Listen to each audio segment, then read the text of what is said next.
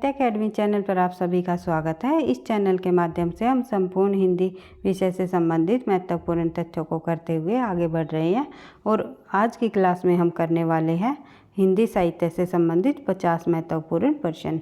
हिंदी साहित्य से संबंधित 50 महत्वपूर्ण प्रश्नों को करने से पहले मैं आप लोगों से ये पूछना चाहूँगी, भाई आप किस परीक्षा की तैयारी कर रहे हो, हिंदी विषय से संबंधित किस परीक्षा की तैयारी कर रहे हो, ताकि हम जो है अपने पाठ्यक्रम को उसी जो है परीक्षा के आधार पर धीरे धीरे आगे बढ़ाएं। आप लोग जो है, क्योंकि हमारा चैनल नया है, अभी तक जो हम संपूर्ण हिंदी साहित्य से संबंधित उन महत्वपूर्ण तथ्यों को करते हुए आगे बढ़ रहे हैं जो कि परीक्षा की दृष्टि से अति महत्वपूर्ण है। लेकिन आप ये बताओगे कमेंट बॉक्स में लिख करके आपको किस परीक्षा के लिए जो है क्लासेस चाहिए, तो मैं ज़रूर कोशिश करूँगी उस पाठ्यक्रम के आधार पर क्लास को आगे लाने की। तो आज कई दिनों में हमारी क्लास हो रही है, तो आज की क्लास में हम करने वाले हैं हिंदी विषय से संबंधित, हिंदी साहित्य से संबंधित 50 महत्वपूर्ण प्रश्न। तो देख लेते हैं, प्रश्नों की शुरुआत कर लेते हैं। और जिस भी परीक्षा में हिंदी साहित्य से संबंधित प्रश्न पूछे जाएंगे सभी के लिए ये क्लास काफ़ी हेल्पफुल रहेगी। तो देख लेते हैं प्रश्न नंबर 1। शिव सिंह सेंगर तथा जॉर्ज ग्रियर्सन के इतिहास ग्रंथों को वर्त संग्रह कहा है, किसने कहा है, किस विद्वान ने कहा है? तो ये कहा है आचार्य रामचंद्र शुक्ल जी ने। शिव सिंह सेंगर के ग्रंथ का नाम पूछ लिया जाए तो इनके ग्रंथ का नाम है शिव सिंह सरोज। शिव सिंह सेंगर के ग्रंथ का नाम है भाई शिव सिंह सरोज। और जॉर्ज ग्रियर्सन के ग्रंथ का तो नाम का आपको पता ही है, the modern vernacular literature of Hindustan. George Grierson का है, जो कि अंग्रेजी भाषा में लिखा गया पहला हिंदी साहित्य के इतिहास के अंतर्गत जो है कालक्रमानुसार पद्धति को अपनाया है जॉर्ज ग्रियर्सन ने, ये भी आपको ध्यान रखना है। और इन दोनों के ग्रंथों को, दोनों विद्वानों के ग्रंथों को वर्त संग्रह किन्होंने कहा है? आचार्य रामचंद्र शुक्ल जी ने। उसके बाद बात करें हिंदी साहित्य के इतिहास का इतिवर्तात्मक और तुलनात्मक लेखन किस ग्रंथ में हुआ? इतिवर्तात्मक अथवा और तुलनात्मक जो लेखन है वो किस ग्रंथ में हुआ हिंदी साहित्य के इतिहास का? वो हुआ मिसर बंधु विनोद में। तो जो कि मिसर बंधुओं का ग्रंथ है मिसर बंधु विनोद में हिंदी साहित्य का इतिवर्तात्मक और तुलनात्मक लेखन जो है ग्रंथ में हमें वर्णन देखने को मिलता है। और ये इतिवर्तात्मक क्या है? ये इतिवर्तात्मक नामक जो प्रवृत्ति है एक तरह से वो हमें द्विवेदी युग में मिलती है। द्विवेदी युग की प्रमुख प्रवृत्ति है इतिवर्तात्मकता, यानी कि जो है किसी भी चीज़ों को थोड़ा सा जो एक्सप्लेनेशन के साथ करना, यानी कि कथा को व्याख्या सहित प्रस्तुत करना। उसके बाद बात करें आगे, अगला जो हमारा प्रश्न है प्रश्न संख्या 3। हिंदी साहित्य के विकास क्रम का निर्धारण हिंदी साहित्य के विकास का जो क्रम निर्धारण है वो चारण काव्य, धार्मिक काव्य, एक सेकंड भाई, चारण काव्य, धार्मिक काव्य, प्रेम काव्य, दरबारी काव्य के रूप में किसने किया? तो इन काव्यों के रूप में हिंदी साहित्य के विकास का जो हिंदी साहित्य का को विभाजित किया गया वो किसने किया, किन विद्वान ने किया अपने इतिहास ग्रंथ में? वो किया जॉर्ज ग्रियर्सन जी ने, जिनका ग्रंथ है the modern vernacular literature of Hindustan. उसके बाद हिंदी साहित्य का इतिहास दर्शन रचित है। हिंदी साहित्य का इतिहास दर्शन नाम से हिंदी साहित्य का इतिहास ग्रंथ किन्होंने लिखा, ये पूछा हुआ है। तो हिंदी साहित्य का इतिहास दर्शन रचित है, ये इनके ग्रंथ का नाम है हिंदी साहित्य का इतिहास दर्शन। तो नलिन विलोचन शर्मा जी का ग्रंथ का नाम है। फिर है प्रश्न संख्या 5। हिंदी के विदेहवादी साहित्य इतिहास के आदम प्रवर्तक शुक्ल जी नहीं जॉर्ज ग्रियर्सन है, किन का कथन है? तो ये कथन है नलिन विलोचन शर्मा जी का, कि हिंदी के विदेहवादी साहित्य इतिहास के आदम प्रवर्तक शुक्ल जी को नहीं माना बल्कि ग्रियर्सन को माना है। यानी ये भी पूछा जा सकता है नलिन विलोचन शर्मा द्वारा जो है हिंदी के विदेहवादी साहित्य इतिहास का आदम प्रवर्तक किस विद्वान को माना गया? तो इन्होंने जो है ग्रियर्सन जी को माना है और शुक्ल जी को नहीं माना। एक एक तथ्य को आपको याद करते हुए चलना है कि हिंदी के विदेहवादी जो इतिहास ग्रंथ है उसके आदम प्रवर्तक शुक्ल जी नहीं बल्कि जॉर्ज ग्रियर्सन रहे हैं। वैसे सर्वमान्य तौर पर शुक्ल जी को माना जाता है, लेकिन नलिन विलोचन शर्मा जी ने जो है ग्रियर्सन को माना। उसके बाद जॉर्ज ग्रियर्सन ने हिंदी साहित्य के इतिहास लेखन में सर्वाधिक सहायता शिव सिंह सरोज से ली है। क्या कहाँ से ली है? ग्रियर्सन ने अपना जब हिंदी साहित्य का इतिहास ग्रंथ लिखा, the modern vernacular literature of Hindustan, उस इतिहास ग्रंथ को लिखने में जो उन्होंने सर्वाधिक सहायता है वो किस ग्रंथ से ली है? तो शिव सिंह सेंगर जी के शिव सिंह सरोज ग्रंथ से ली है, जो कि ग्रियर्सन से पहले ही आ चुका था, जिन्होंने जो है वर्णानुक्रम पद्धति को अपनाया था।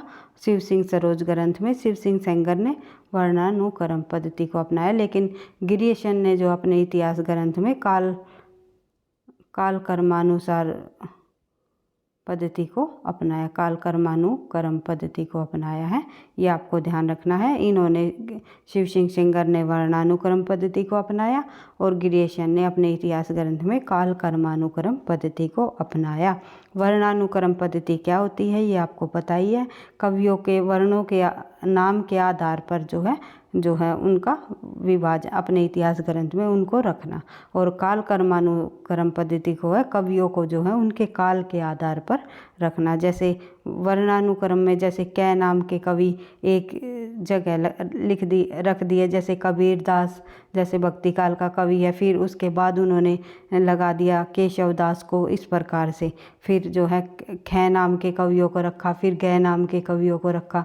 और काल कर्मानुसार लगाने का मतलब है कि कवियों को जो उनके काल के आधार पर, जैसे आदिकाल के कवियों को एक स्थान पर रख दिया, भक्ति काल के कवियों को एक स्थान पर, रीतिकाल के कवियों को एक स्थान पर, इस प्रकार से। और एक एक प्रश्न को आपको समझते हुए करते हुए चलना है। बढ़ते हैं आगे।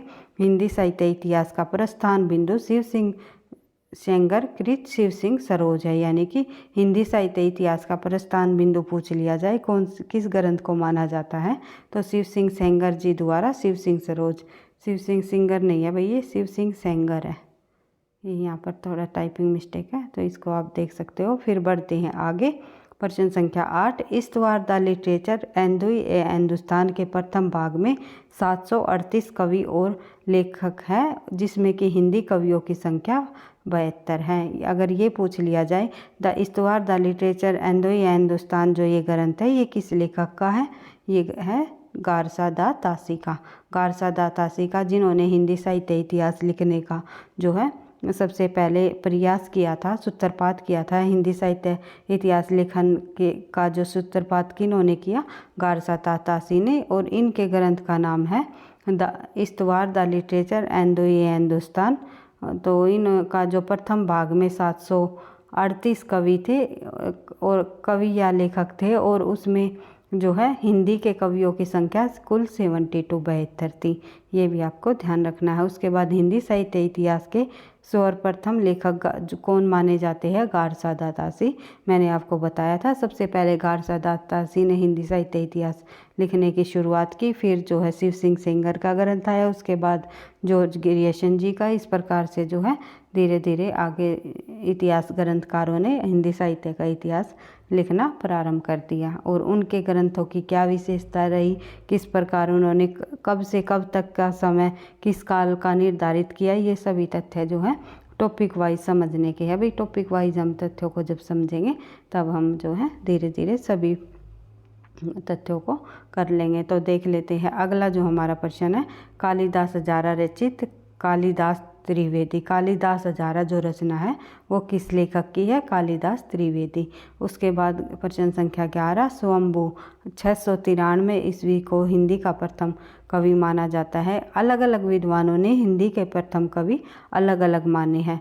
जैसे स्वयंभू को हिंदी का प्रथम कवि माना है डॉक्टर राम कुमार वर्मा। वैसे अपभ्रंश भाषा के प्रथम कवि रहे हैं स्वयंभू जी, लेकिन हिंदी का प्रथम कवि मानने वाले जो विद्वान रहे हैं वो राम कुमार वर्मा ने स्वयंभू को हिंदी का सबसे प्रथम कवि माना है। फिर है सरहप्पा को हिंदी का प्रथम कवि किसने माना है, तो राहुल सांस्कृत्यायन व डॉक्टर नगेंद्र ने, जो कि सिद्धों के कवि रहे हैं, सिद्ध कवि सरहप्पा जी। इनको हिंदी का प्रथम कवि किस लेखक ने माना है, किस विद्वान ने माना है, तो राहुल सांस्कृत्यायन और डॉक्टर नगेंद्र जी ने सरहप्पा को हिंदी का प्रथम कवि माना है। और स्वयंभू को माना है डॉक्टर राम कुमार वर्मा ने। इसी प्रकार से और भी अलग अलग विद्वानों ने अलग अलग कवि लेखकों को माना है, जैसे कि हजारी प्रसाद द्विवेदी ने अब्दुल रहमान को माना है, और शिव सिंह सेंगर ने पुष्य या पुण्य कवि को माना है, जो कि अपभ्रंश भाषा के ही कवि रहे हैं 10वीं शताब्दी के। तो इस प्रकार से जब हम पढ़ेंगे तो एक एक किन किन विद्वानों द्वारा किसे हिंदी का प्रथम कवि माना गया, सभी तथ्यों को हम करेंगे। तो देख लेते हैं प्रश्न संख्या 13। डॉक्टर नगेंद्र ने हिंदी साहित्य का व्यर्थ इतिहास को कितने भागों में संकलित किया है, तो 10 भागों में इन्होंने संकलित किया है। डॉक्टर नगेंद्र ने हिंदी साहित्य का जो व्यर्थ इतिहास है उसको इन्होंने 10 भागों में संकलित किया है।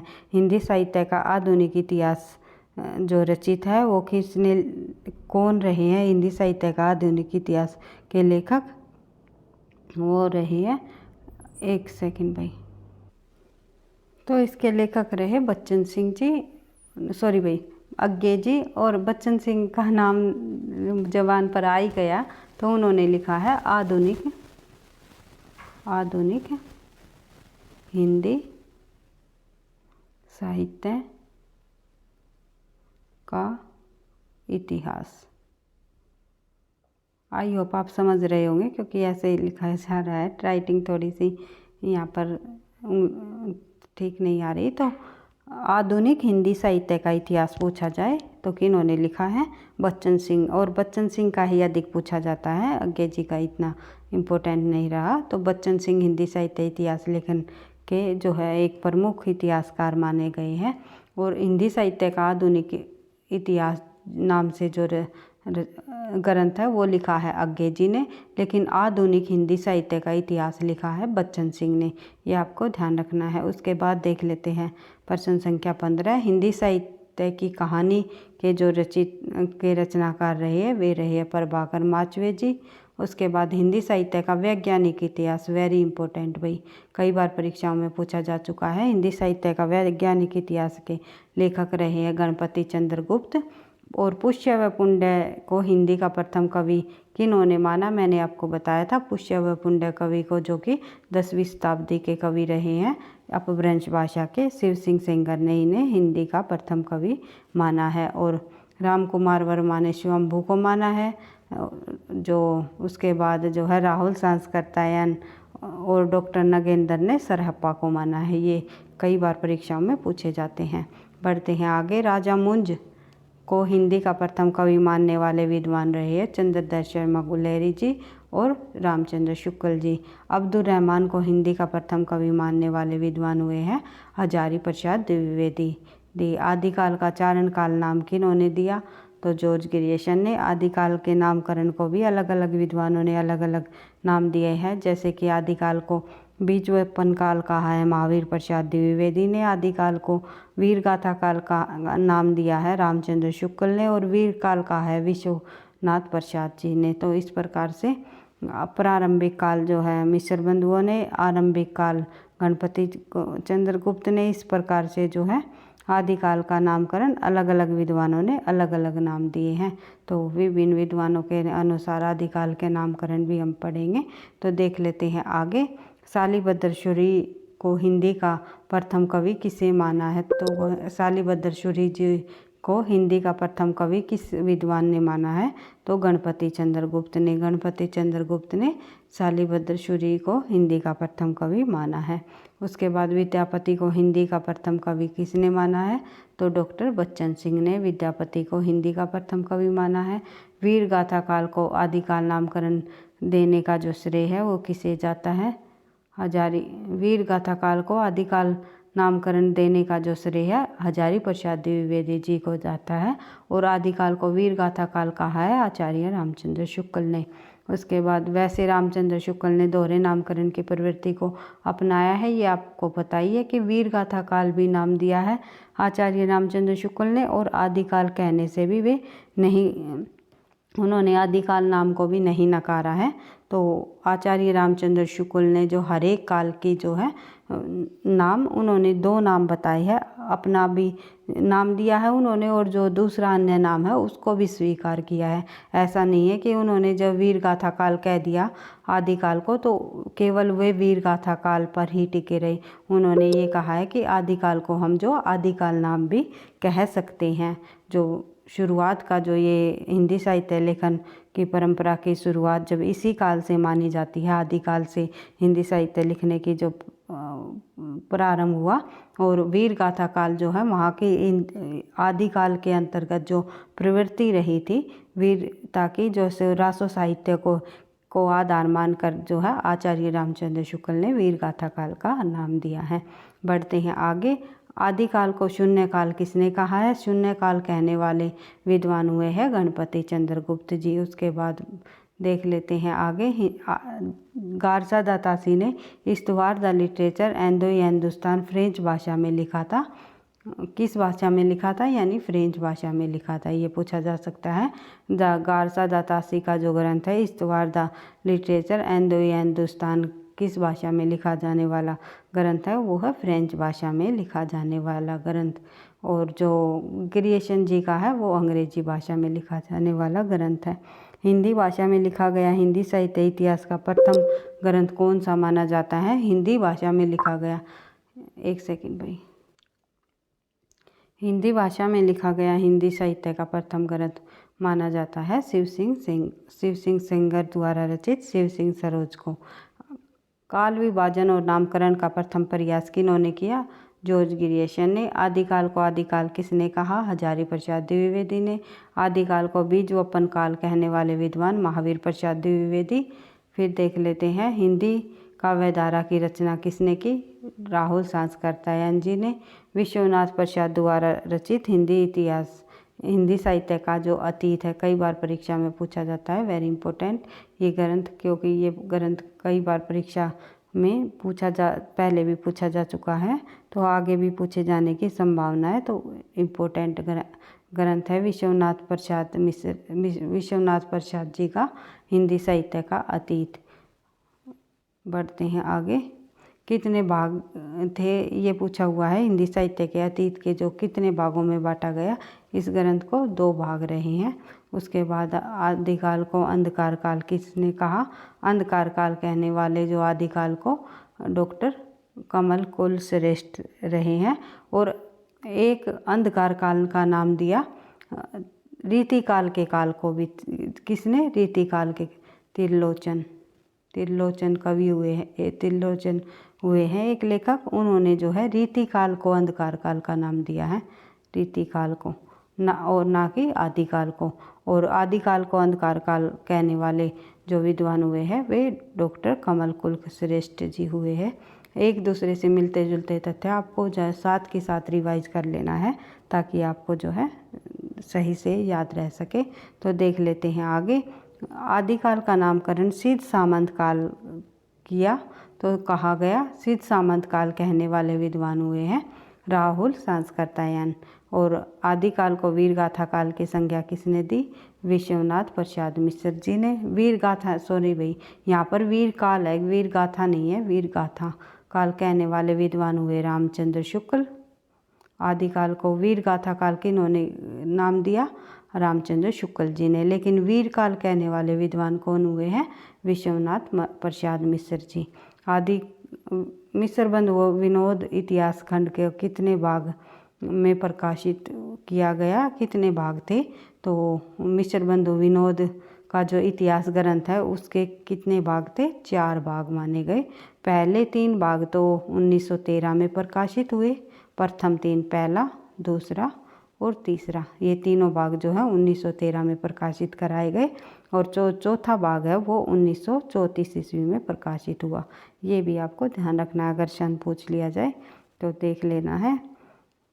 और वही वीडियो आपको लगता है कहीं ना कहीं आपके लिए हेल्पफुल रहेगी तो प्लीज़ लाइक का बटन दबा दिया करो, क्योंकि लाइक से ही आपको ये पता चलेगा कि कितने बच्चे हमारे साथ जुड़े हुए हैं, किन किन बच्चों को पसंद आ रही है वीडियोस।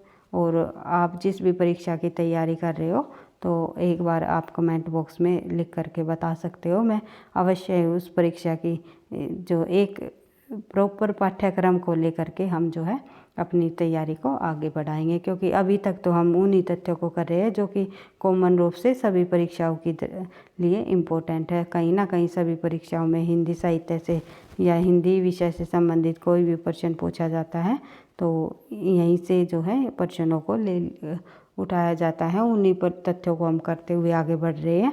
अगर आप पाठ्यक्रम को बताओगे तो मैं बिल्कुल क्रम वाइज हम जो है पाठ्यक्रम को लेकर के धीरे धीरे अपनी तैयारी को आगे बढ़ाएंगे। तो देख लेते हैं मिस्टर बंधु विनोद का इतिहास खंड कितने भागों में बांटा गया? 4 में। और चंद बरदाई की जो छप्पे का राजा है वो, एक मिनट भाई, चंद बरदाई को छप्पे का राजा कहा गया। छंद और छप्पे का राजा किस आधार पर कहा गया? उन्होंने जो है जो पृथ्वीराज रासो की रचना की थी छप्पे, उसमें छप्पे छंद का अधिक प्रयोग हुआ था तो छप्पे का राजा कहा गया। उसके बाद देवसेन द्वारा रचित सर्वाकाचार रचना का समय 1933 ईस्वी माना गया। इसमें 250 दोहे व गृहस्थ धर्म का वर्णन इसमें दिखाया गया है। कई बार पूछी जाती है सर्वाकाचार जो रचना है वो किस लेखक की है, किस कवि की है, तो वो है देवसेन की। उसके बाद देख लेते हैं बिसल देवरासो पूर्णतः नहीं है। एक मिनट, बिसल देवरासो पूर्णतः नहीं है, मतलब एक तरह से इसे भी अर्ध प्रमाणिक माना गया है। किसी विद्वान ने, जैसे कि पृथ्वीराज रासो को प्रमाणिक माना, किसी विद्वान ने अर्ध प्रमाणिक माना तो किसी ने जो है अप्रमाणिक ही मान लिया। इसी प्रकार से बिसल देवरासो को भी जो है किन्हीं विद्वानों ने पूरी तरह से प्रमाणिक नहीं माना, अर्ध प्रमाणिक भी माना है। और अर्ध प्रमाणिक मानने वाले पृथ्वीराज रासो और बिसल देवरासो दोनों रचनाओं को इन्होंने अर्ध प्रमाणिक माना है हजारी प्रसाद द्विवेदी ने। हजारी प्रसाद, ये आपको ध्यान रखना है। बढ़ते हैं आगे। प्रसाद भाई, ये थोड़ा सा यहाँ लिखने में प्रॉब्लम होती है। आई होप आपको समझ आ रहा होगा और वीडियो भी आपको पसंद आ रही होगी। तो देख लेते हैं आगे। प्रश्न संख्या हमारी 39। हमीर रासो अभी तक उपलब्ध नहीं है, केवल प्राकृत पेंगलम में बराबर 80 के घर पर ही उसकी कल बात चली आ रही है। उसके बाद देख लेते हैं, बढ़ते हैं आगे। देख लेते हैं भाई, आल्यखंड को सर्वप्रथम सन 1865 में फर्रुखाबाद के सिंगारिक कलेक्टर जॉर्ज एलियट ने प्रकाशित कराया। आल्यखंड को प्रकाशित कराया किन्होंने? जॉर्ज एलियट ने। आल्यखंड नाम से जो है परमाल रासो जो ग्रंथ है, परमाल रासो का ही दूसरा नाम है आल्यखंड। इस ग्रंथ को आल्यखंड नाम से किन्होंने प्रकाशित कराया, ये पूछा हुआ है तो जॉर्ज एलियट ने।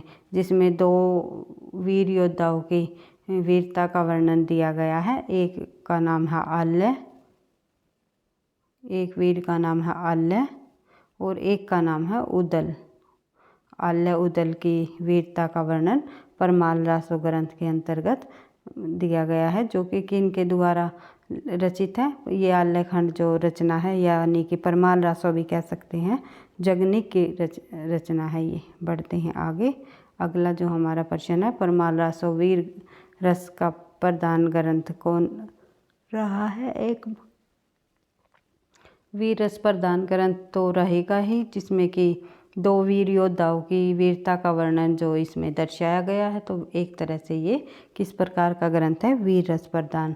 पृथ्वीराज रासो का प्रधान रस वीर तथा सहयोगी रस श्रृंगार है, ये पूछा हुआ है। कौन प्रधान रस क्या रहा है पृथ्वीराज रासो के अंतर्गत? वीर रस। और जो सहयोगी रस रहा है वो श्रृंगार रहा है, यानी कि पृथ्वीराज रासो में वीर और श्रृंगार रस दोनों ही देखने को मिलते हैं। बढ़ते हैं आगे। अगला हमारा प्रश्न है, आदिकाल के प्रधान साहित्यिक प्रवृत्ति वीर गाथात्मक मानी जाती है। जो आदिकाल के प्रधान साहित्यिक प्रवृत्ति क्या रही है? वीर गाथात्मक। रासो ग्रंथों में पृथ्वीराज रासो सर्वाधिक विवादग्रस्त रहे हैं और डॉक्टर वुलर सर्वप्रथम पृथ्वीराज रासो को विवादास्पद घोषित करते हुए 1893 ईस्वी में उसका प्रकाशन पर रोक लगा दी। तो कई बार पूछा जाता है पृथ्वीराज रासो के प्रकाशन पर रोक लगाने वाले विद्वान का क्या नाम है, तो डॉक्टर वुलर। कब रोक लगाई उन्होंने पृथ्वीराज रासो के प्रकाशन पर रोक 1893 ईस्वी में, ये भी आपको ध्यान रखना है। उसके बाद प्रश्न संख्या 47 आचार्य रामचंद्र शुक्ल ने हिंदी का प्रथम महाकाव्य पृथ्वीराज रासो को प्रथम महाकवि कौन रहे हैं, चंद बरदाई। जो आचार्य रामचंद्र शुक्ल जी ने हिंदी का प्रथम महाकाव्य किसे माना, पृथ्वीराज रासो, और हिंदी का प्रथम महाकवि किसे माना, चंद बरदाई जी को। उसके बाद बात करें आगे प्रश्न संख्या 48 अंत साधना अनुभूतियों का संकेत करने वाली भाषा को सांध्य भाषा कहा जाता है। अंत साधनात्मक अनुभूतियों का जो संकेत कराती है उसी भाषा को क्या कहते हैं, सांध्य भाषा की संज्ञा दी गई है।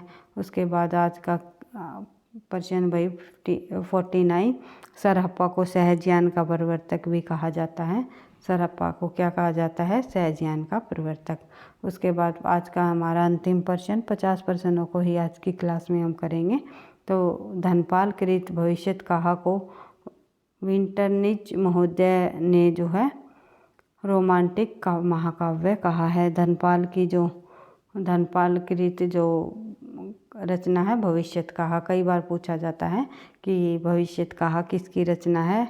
भविष्य में सभी कार्य पूरे हो जाते हैं, इस प्रकार से इस रचना में बताया गया है भविष्यत कहा, और धनपाल जी की ये रचना है, पूछा जाती है कई बार। और इसके आगे वाले प्रश्न जो है, आगे के प्रश्न हम जो नेक्स्ट क्लास में करेंगे भाई। तो आप लोग को वीडियो पसंद आई तो लाइक करना, दोस्तों के साथ शेयर करना, चैनल पर पहली बार हो तो सब्सक्राइब कर लेना।